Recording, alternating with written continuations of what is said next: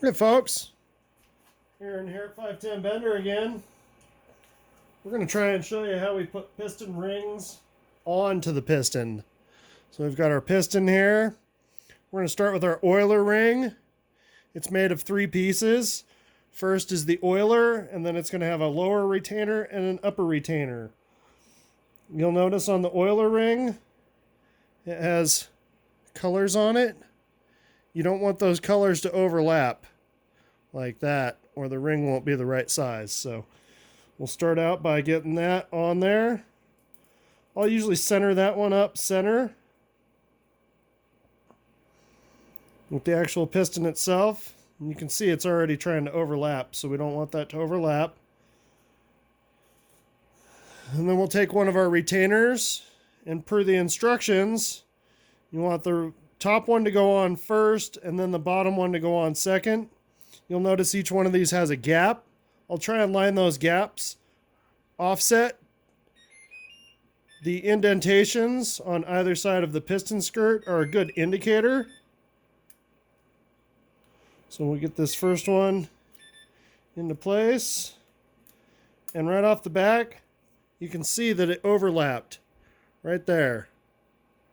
So I'll grab a pick.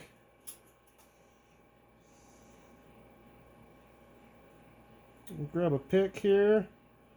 We'll make sure that those aren't overlapping.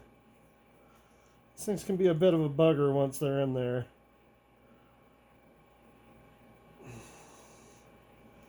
Okay. Now that those aren't overlapping anymore, we'll take our bottom ring. So we already set this gap off to one side of the skirt. We'll take our bottom retainer for the oiler ring. Just get it started here and working around. The oiler rings are nice and flexible, a little forgiving. And so we've got one gap set off to this side and the other gap set off to this side. Now we'll take the piston and turn it around. And we're going to do the same thing when we compress the rings so that one of our gaps lands on this side of the skirt on the indentation, and then the other one will land over here on the other side of the indentation, about 45 degrees apart.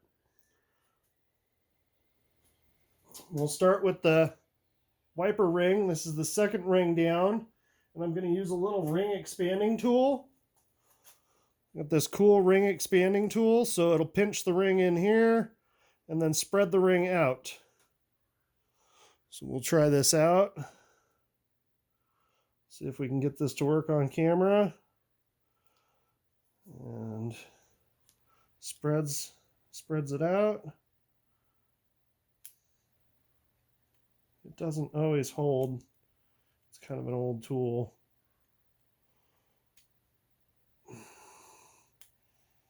You just don't want it to fall into that first one because we're trying to go for the oiler.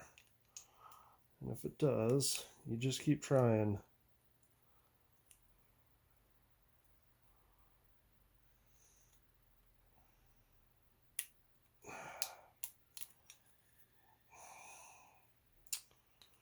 And of course,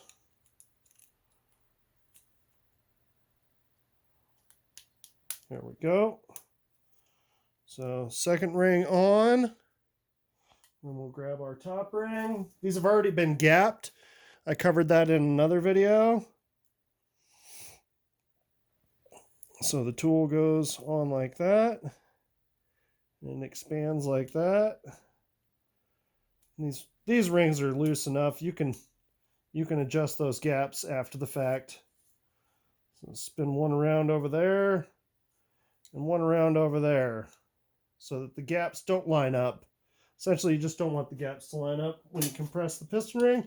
And that's how we put rings on a piston.